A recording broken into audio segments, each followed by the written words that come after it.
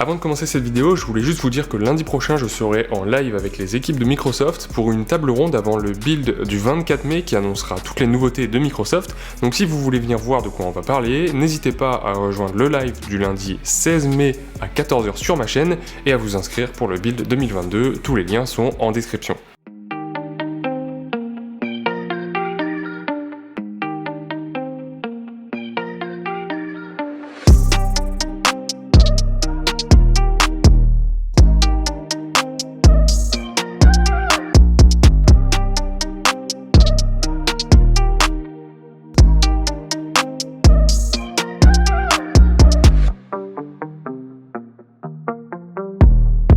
Dans ma dernière vidéo, je vous parlais d'une application que je suis en train de développer pour apprendre l'anglais. Si vous n'avez pas encore vu les deux premières parties, je vous laisse mettre cette vidéo en pause et aller les voir pour bien comprendre en quoi consiste le projet.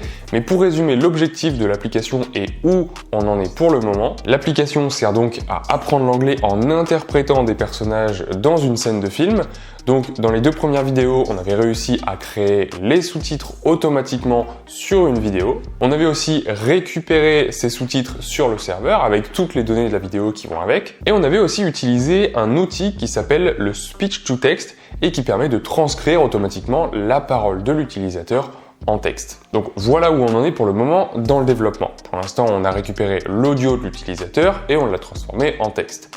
Mais le but, on le rappelle, c'est que l'utilisateur arrive à prononcer correctement la phrase en anglais. Donc pour ça, il faut vérifier que ce qui a été reconnu par le speech to text, c'est correct et surtout que c'est la même phrase que celle dans la scène du film. Et ça va justement être le premier objectif de cette troisième vidéo, comparer la phrase de l'acteur avec celle de l'utilisateur.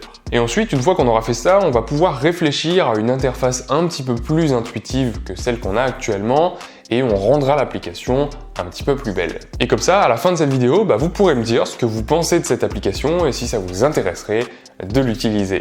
Avant de commencer, cette vidéo est sponsorisée par Microsoft Azure qui m'a accompagné durant tout le projet de création de cette application et c'est d'ailleurs cet outil que j'ai utilisé pour stocker mes données, mes vidéos, pour générer les sous-titres et pour transcrire la parole de l'utilisateur. Donc merci à Microsoft et si vous aussi vous voulez utiliser ce genre de service, donc du cloud computing, du stockage de données, des services d'intelligence artificielle et j'en passe, n'hésitez pas à aller sur le site d'Azure pour voir un petit peu toutes les possibilités que ce service nous offre. Et vous pouvez aussi faire un tour sur la chaîne YouTube de Microsoft Développeurs France. Ils ont plein de vidéos différentes sur des sujets comme l'intelligence artificielle, le big data ou encore le cloud computing.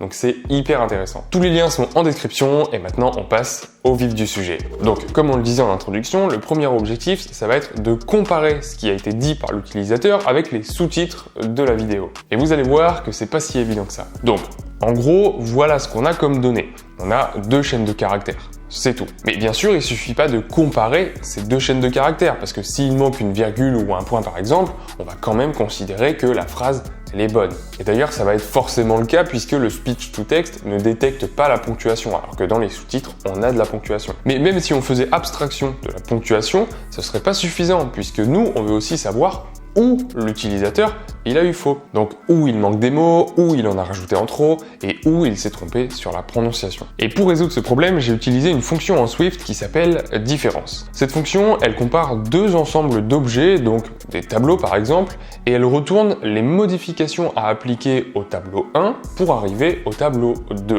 Donc en gros, s'il faut ajouter et ou supprimer des trucs dans le tableau. Et nous, c'est exactement ce qu'il nous faut parce que on veut savoir ce qui a été ajouté ou supprimé, donc modifié aussi, dans la phrase de l'utilisateur par rapport à celle de l'acteur. Et du coup, pour ça, j'ai utilisé une méthode qui permet de transformer une phrase en un tableau de mots, donc un mot dans chaque case du tableau, et comme ça, j'ai pu comparer les deux phrases et obtenir les différences entre chacune d'entre elles.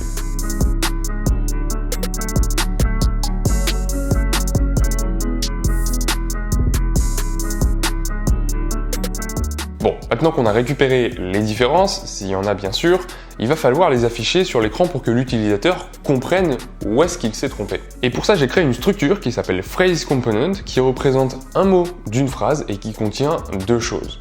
Le texte en lui-même, donc le mot dans la phrase, et une valeur qui indique si ce mot-là, est-ce qu'il a été ajouté ou oublié par l'utilisateur ou est-ce qu'il a été bien prononcé. Comme ça, chaque phrase que l'utilisateur aura prononcée sera composée d'un ensemble de phrase components et il saura précisément où est-ce qu'il s'est trompé. Et donc une fois que j'ai créé ce modèle, je peux créer une vue en SwiftUI qui permet de représenter de manière visuelle les erreurs, donc les ajouts ou les oublis éventuels de l'utilisateur.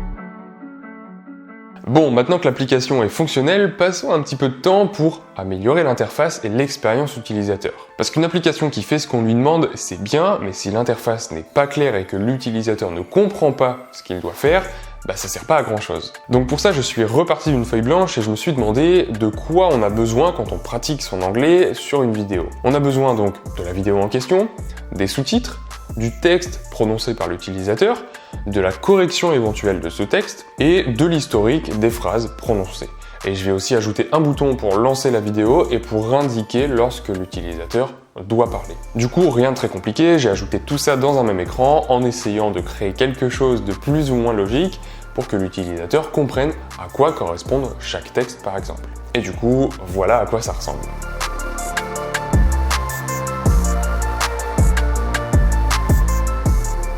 Donc maintenant, en partant de cette maquette, il va falloir modifier un peu le code, parce que j'avoue que là, ça commence à partir un petit peu dans tous les sens. Donc laissez-moi quelques secondes et on va embellir un petit peu tout ça.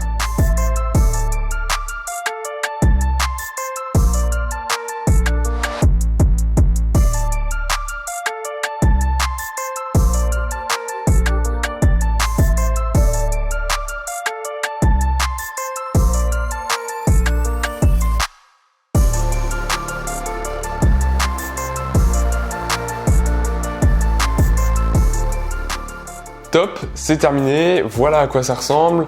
On a quelque chose de beaucoup plus clair, l'utilisateur il a un retour direct maintenant sur ce qu'il fait. Et c'est d'ailleurs, c'est un conseil très important quand on développe une application, donner un retour immédiat à l'utilisateur. Ça l'aide en fait à comprendre comment utiliser l'application et surtout ça lui procure une certaine satisfaction. Donc j'ai aussi pour ça ajouté une barre de progression pour qu'il puisse voir où il en est dans la vidéo. Comme ça le motive à aller jusqu'au bout de cette vidéo. Comme vous d'ailleurs avec cette vidéo, donc merci beaucoup de l'avoir regardé jusqu'à la fin. Merci aussi d'avoir suivi le projet à travers les 3 vidéos différentes. J'espère que l'application vous plaît et dites-moi d'ailleurs en commentaire si vous aimeriez que je la publie sur les stores. Parce qu'elle est fonctionnelle certes, mais il y a quand même encore quelques petits détails à régler quand même. Et pour rappel, n'hésitez pas aussi à faire un tour sur la chaîne YouTube de Microsoft Développeurs France qui est en lien dans la description si le cloud computing, l'intelligence artificielle et tout ce qui tourne autour vous intéresse. Et nous en attendant, on se dit à très bientôt pour une prochaine vidéo.